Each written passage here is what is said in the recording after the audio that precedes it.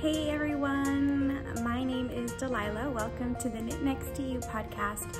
I am officially wearing the cinema sweater.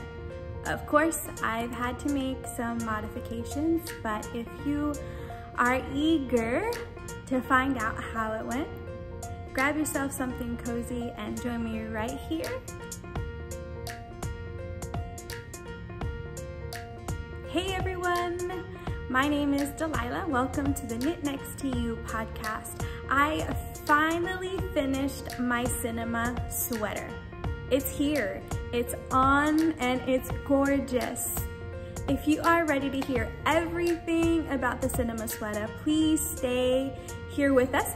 Grab yourself something cozy, some coffee. I can go for some coffee or some tea, and join me right back here. Hello everyone, hello. Thank you so much for allowing me into your space. I am so excited to show you the cinema sweater. I'm actually wearing it right now.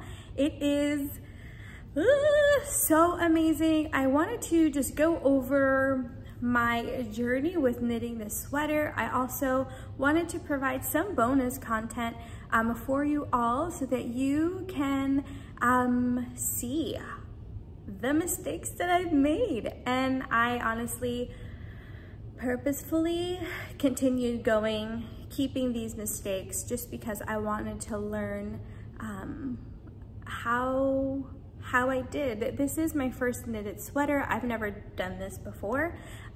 This is the first sweater pattern I've ever purchased and was interested in knitting.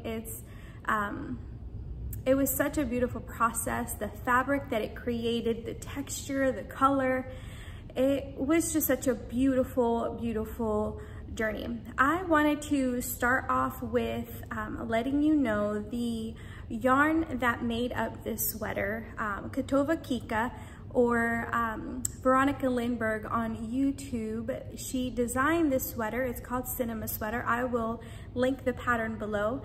The sweater is called a Cinema Sweater from Harry Styles' song Cinema.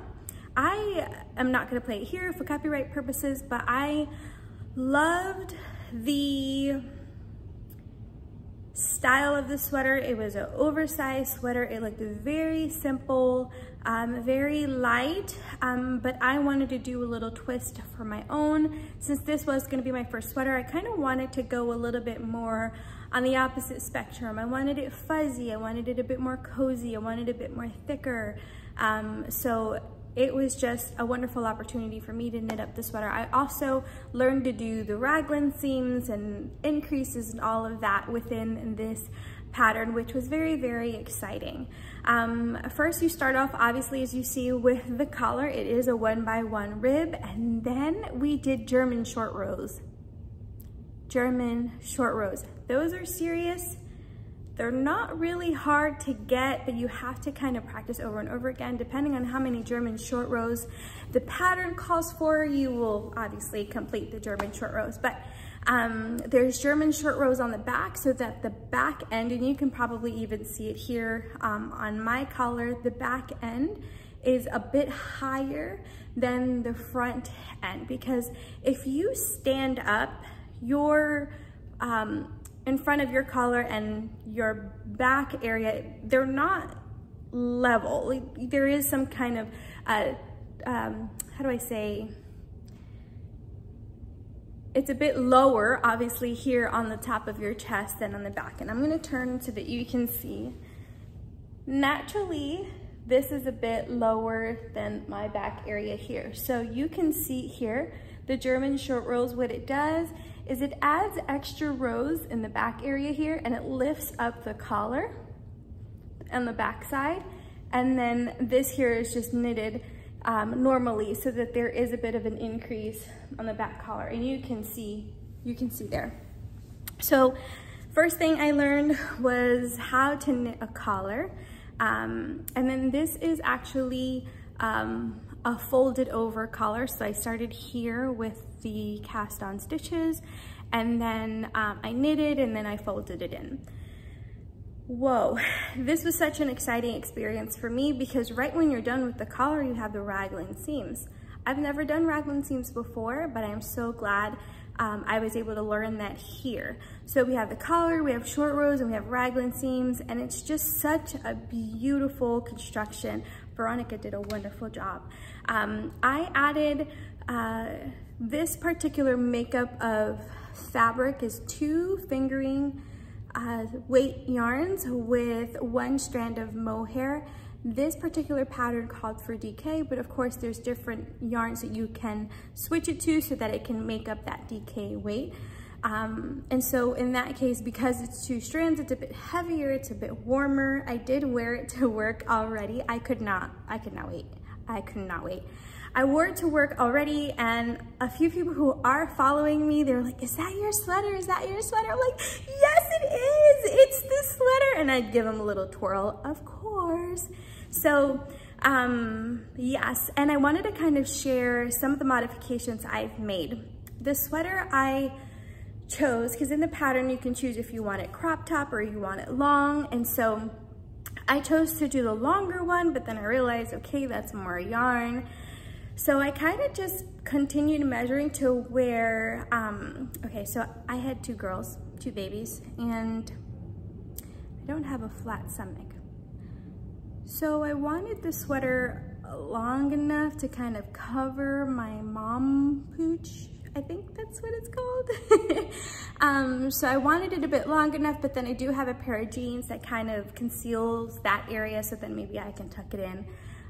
But either way, I wanted it long enough to cover my mom pooch, and so I continually tried it on and measured it to see how far I wanted it to go. Then I took the tape measure and I measured that just so that I can have keep track of how far I want it to go. So in doing that, I finished that and I did the hem of the garment, and then I went on to the sleeves. In the knitting community, there's a thing called Sleeve Island, because it seems like you are stranded on one sleeve forever and ever. In this case, I personally don't like very long sleeves, and even in some of my sweaters, for example, I have a black cardigan here that I was wearing. You can see that I folded up. I like folding up my garments maybe to here, and this is just excellent. So because I didn't really wanted a super long sleeve sweater, which is what this pattern calls for, the modification that I made is to make it a little bit shorter, and did like a quarter sleeve length. And I also modified it to be a bit more of a bubble sleeve. If you can see here, it kind of decreases a bit rapidly. I did a few rounds of decreases here so that you can have this little bubble effect. I was aiming to have a bit of a longer cuff, but then I was like, I can't, I'm almost done with it. So I kind of just did a smaller cuff here. And all of these modifications were the best. I was so excited to finally finish the Italian bind off on here. Oh, and I learned the Italian bind off too. So I didn't do the bind off here. I did the Italian bind off on the hem, and then I did the Italian bind off over here. But oh my gosh, it's so amazing. You can, the fuzz is serious. The fuzz is serious.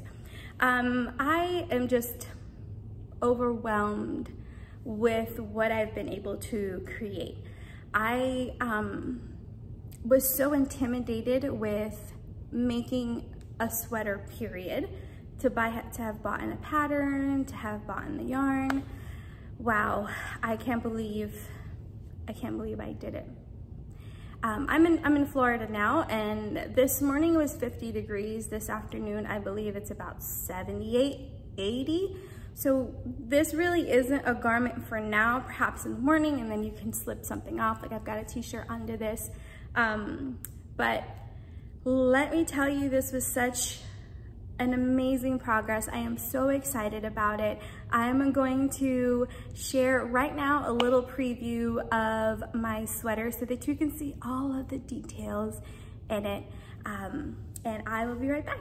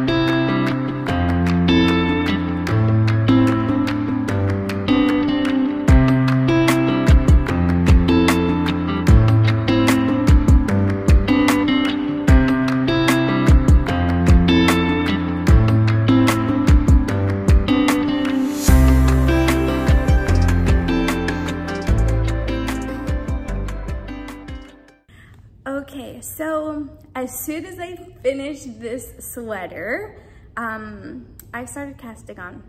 I casted something on again.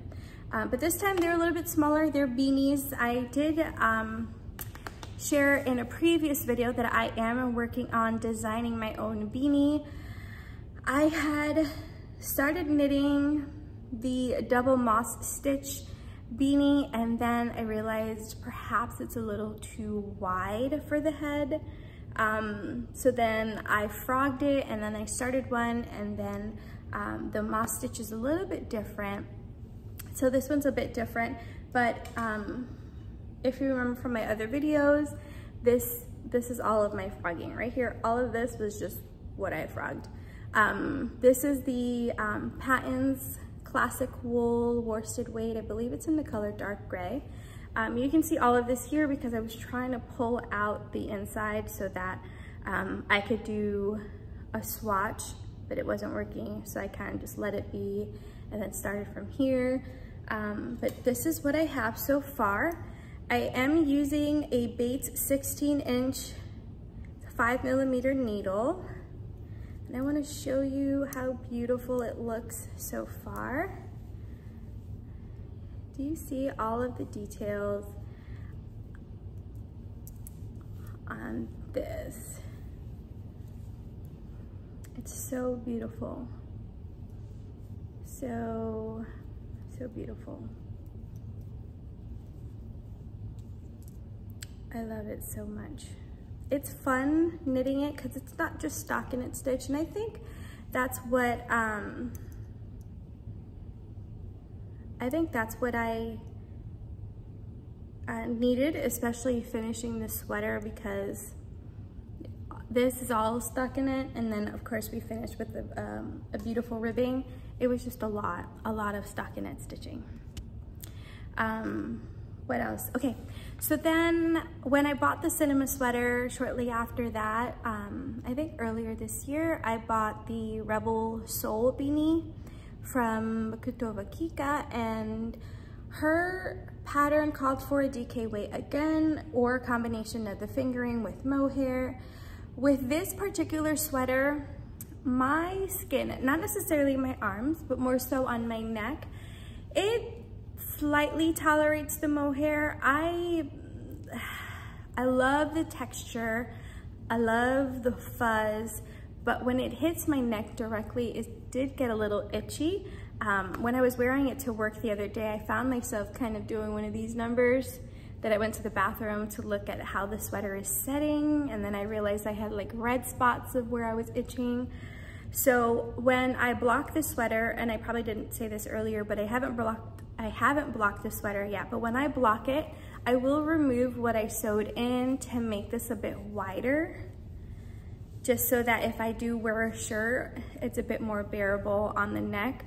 But I also, this is a beautiful crew neck pattern, but I prefer it to be just a little bit wider, and because it did get a little bit warm when I was wearing it. But otherwise, the mohair on my arms is just fine. It's really just in my neck area.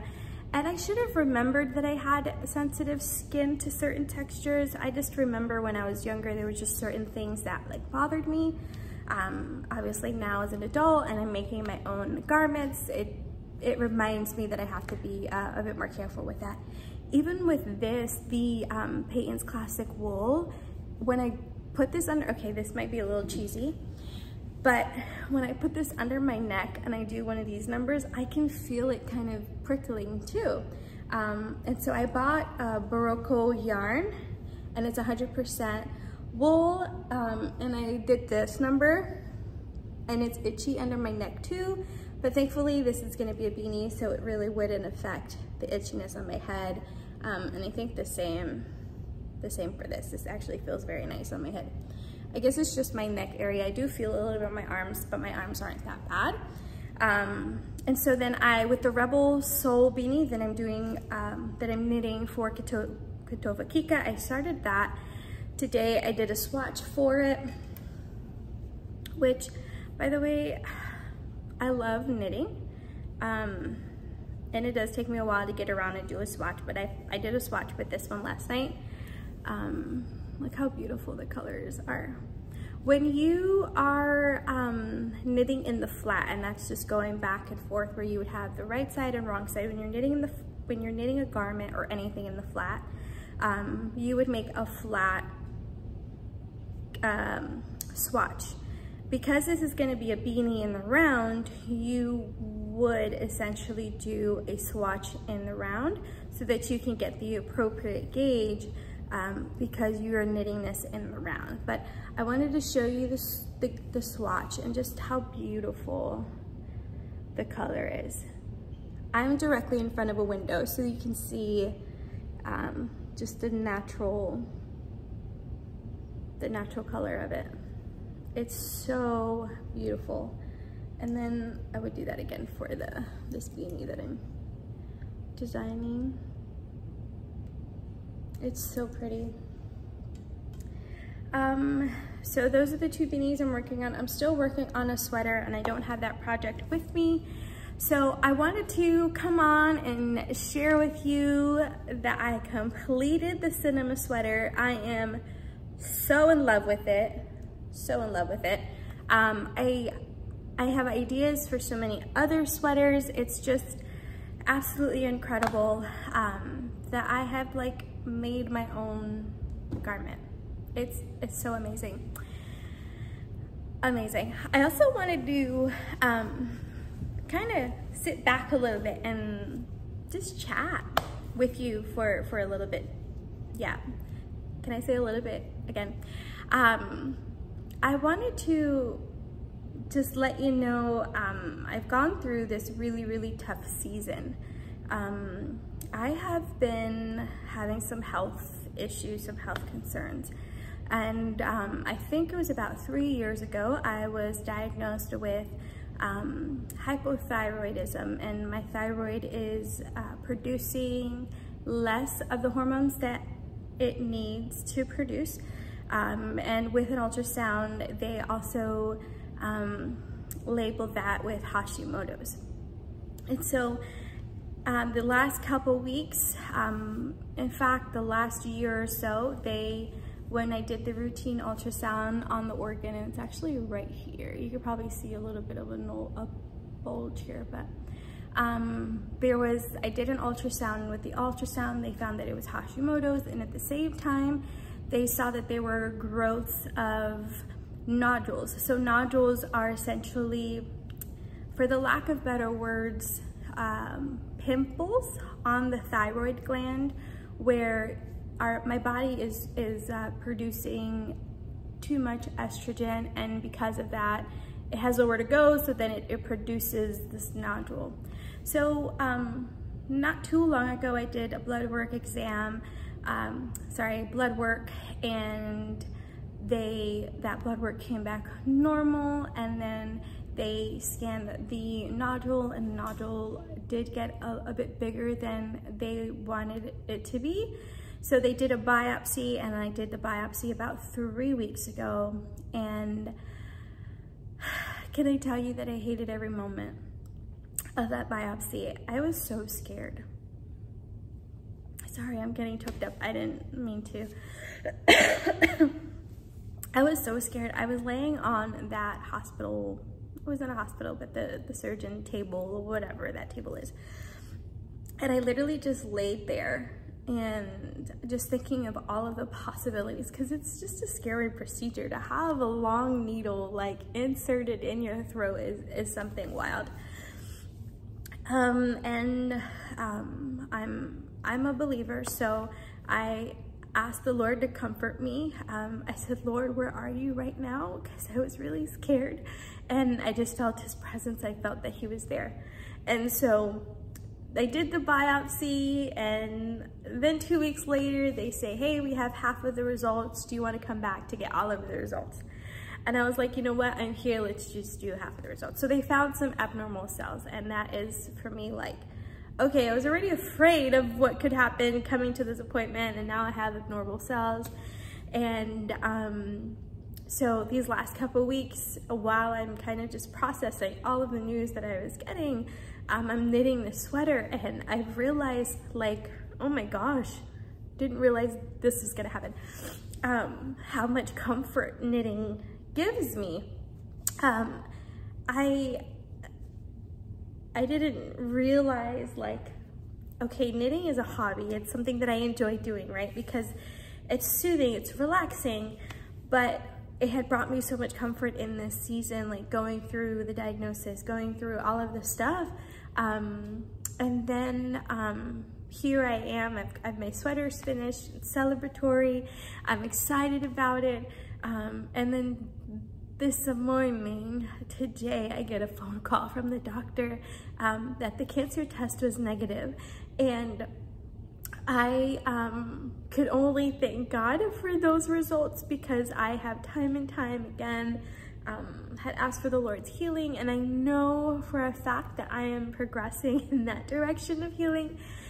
There may be some food changes I need to make. I have done some research, and I've connected with some of the friends that I have that have this condition or this diagnosis about going gluten-free and soy-free, and so that has been super comforting with having people in my corner cheering me on, because this is definitely so hard to go through. So I wanted to share that, a glimpse of my personal life. I am continuing my medication, and I know that there are other routes to go with getting healthier and eating healthier, removing hormone disruptors, things like that. So as I knit, I go through my health journey as well, and it's something that I have to be committed to. I have to be invested in it, and so I'm gonna take little steps the best that I can. So I wanted to say thank you for joining me. Thank you for being there with me, allowing me into your space. I know this Knit Next to You podcast just started because I love knitting and I wanted to share my passion with knitting. I am not really in a season right now to knit things for people, but I do desire to knit and possibly sell them. There's a list of projects that I have for certain people that I've asked, but I do that out of the kindness of my heart, and right now in this season, it's really just knitting to sharpen the craft, sharpen the gift and the skill, because with having an almost 6-month-old and an almost 4-year-old and working full-time, and my husband's working full-time, it is quite demanding on me and my personal life. So I wanted to share my excitement, my progress, the report of not having cancer, and some new works that I have on my needles. And yeah, I'm just so grateful for you, so thankful for your love, for your support, for your encouragement. If you know of anyone who has a diagnosis of hypothyroidism, Hashimoto's, have gone through any kind of testing and procedure, and you want to send them this video, you're more than welcome to. If you want to connect with me on anything knitting or anything that I shared today, you are welcome to email me at knitnexttoyou@gmail.com, and it's the same as this podcast, knitnexttoyou@gmail.com. If you liked what you saw, go ahead and like and subscribe, and I hope to see you next time. Bye. Okay, so since you stayed to the end, I wanted to show you my mistakes. Yeah, my mistakes.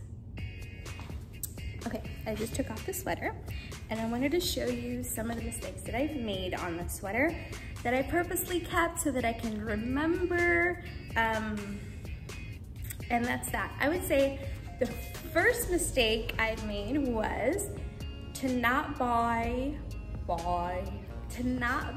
all of the ball of yarn that I needed for this project.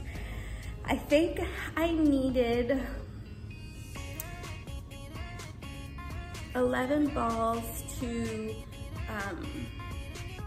complete the length of the sleeves and the length of the hem. So I kind of just got a few, knitted those, got a few more, knitted those, and so I was just like, ugh. So I had to pause, and granted, that's probably why it took me forever. I started this sweater December of last year, and we are here in April. Yeah, and it just took way too long. And some of that was because I needed to go to the store and get the yarn and didn't have time to do that. Anyway, so number 1, buy all of the yarn you need for your project. Just do it. And if you have extra, you can make a beanie, or you can then use that for a scrap sweater or scrap beanie or gloves, whatever you'd like. But buy all of the yarn that you need for your project. Secondly, read your pattern, reread, and learn all of the things that your pattern calls for. Now, your pattern may call for German short rows, it may call for decreases in a specific way, making stitches, M1 right, M1 left, what else? Slip, knit, SSK, didn't know what that was. Let's see if there was anything. Oh, how to pick up stitches. I've never picked up stitches before, so I had to learn to pick up stitches, which that was fun too. I believe those are the things, yes. So number 2, learn what your pattern calls for. Number 3, make a conscious decision as to whether or not your skin tolerates the yarn that it calls for. So this is 100% wool. The Dolly Baby, the pink color here, the Dolly Baby from Lanes du Nord, the fingering weight. So I have 2 held together. Let's see if I can show you. Yeah, I can show you. We've got a number of these here. Okay, so you have 2 of these held together along with the mohair. Now, number 3, know the yarn that your pattern calls for. So the Dolly Baby itself is superwash, meaning it is a softer wool. It has been chemically processed in a way that it is not as rough or coarse as this. It's actually much smoother. So in fact, the coarser 100% wool non-superwash is a bit more coarser, but when you stitch an object or a project, the stitches would hold to each other a little bit tighter, a little bit more closer, because it still has those coarse fibers intact so that it would hold each other a little bit more closer. Now with the superwash wool, because it's been so chemically processed, it no longer has the coarseness, so it would slide back together. So if you could touch the sweater, you'd be able to see it's just absolutely smooth and buttery. It's just such a beautiful, beautiful object. So number 3, be sure you know the yarn that your project calls for. If I would have taken my time to plan, to analyze, to read, to look into, to do the research, I probably wouldn't have gotten the mohair with this because it's itchy on my neck. Again, it's not itchy anywhere else in my body, obviously because I had a t-shirt on, but around my neck, it is. So number 3, know what your skin can tolerate, know the yarn that your pattern calls for. Okay, number 4, measure.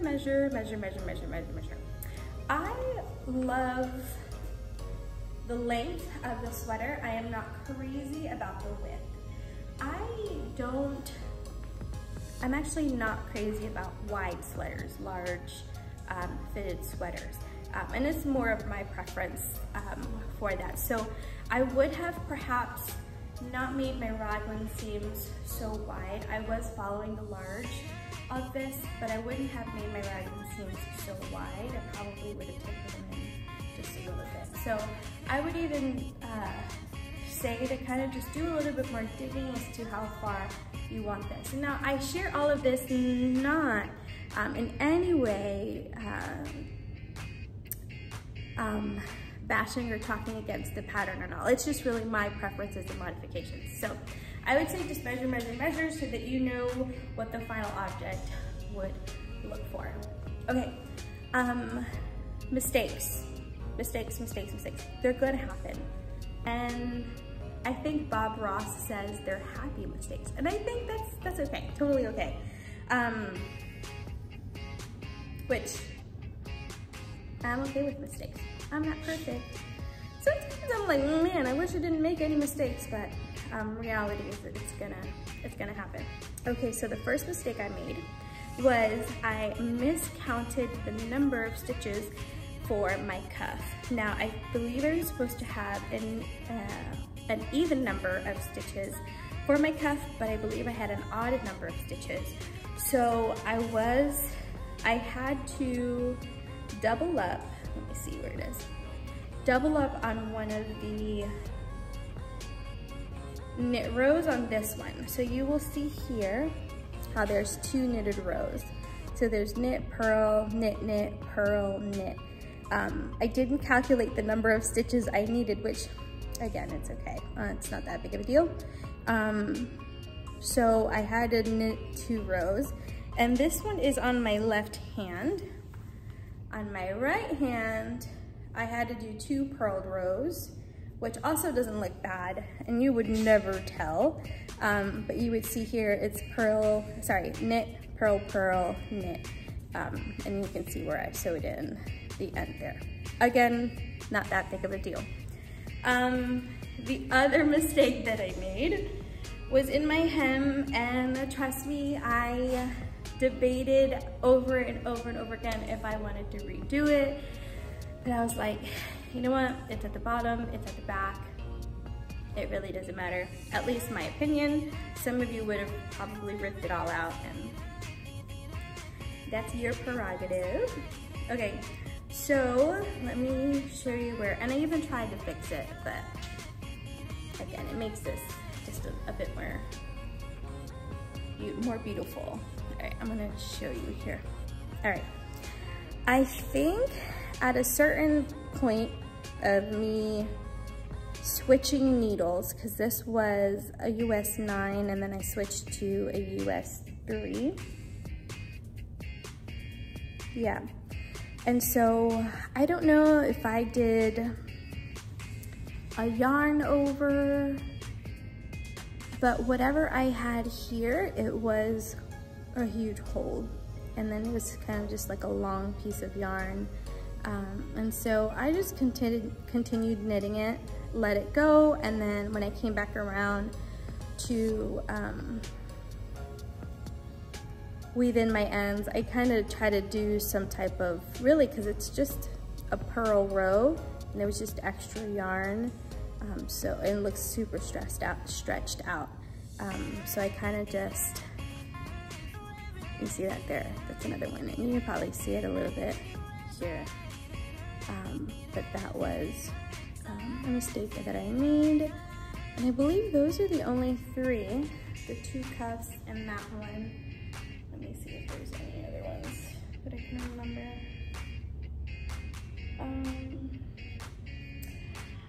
Oh, I also used the swatch that I made for this sweater, and I used it.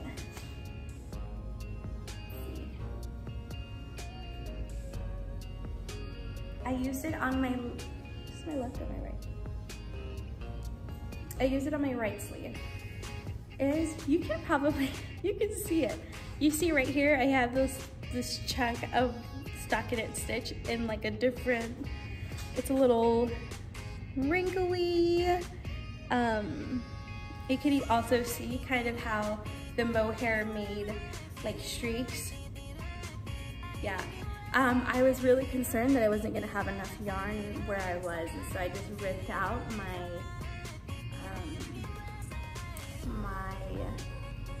swatch, and then I kind of just tied it in and I let that in there. So, okay, I want to show you the inside.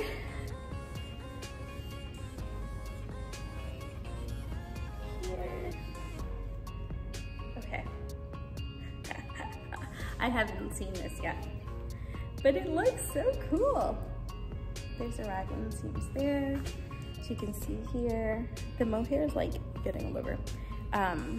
Where I knitted it down. Here's my unweaved ends. Here's some other knots where I added some yarn. Here's the unweaved end under the arm. It's where you picked up the stitches. See here. I wonder if I could wear this backwards too. All of it is in pearl stitching. It's very pretty still. I love it. Okay, let me put it on for you. Again, huge shout out to Veronica Lindberg in Helsinki, Finland, for this beautiful design. You can see the bell-like sleeves. I love it so much. It's just so pretty. Well, thank you. Thank you so much for joining me. Thank you for being a part of my knitting journey. Again, if you like what you saw today, go ahead and press like. Go ahead and subscribe if you know anyone that loves the fiber arts when it comes to knitting. Go ahead and share this video with them as well. Let them know that I am here for them, and it is a wonderful time all the time. So thank you so much. Again, my name is Delilah, and thank you for watching the Knit Next to You podcast.